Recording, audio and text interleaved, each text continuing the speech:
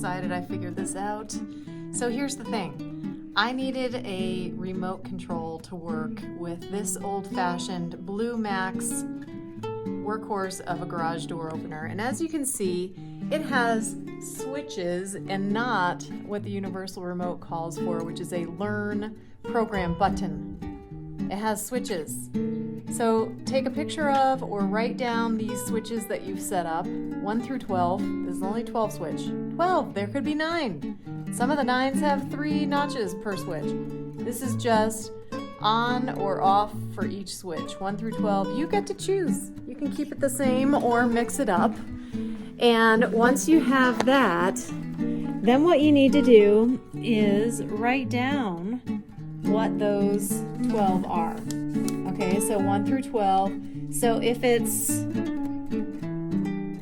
clicked to the right, you give it a 1. If it's clicked to the left, you give it a 3, not a 2. 3. Okay, so mine is 1 through 9 is clicked to the right.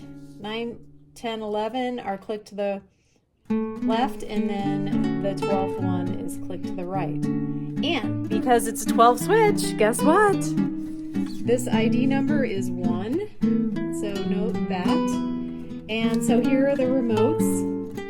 I've programmed both of them. I did this one first. It works a little differently.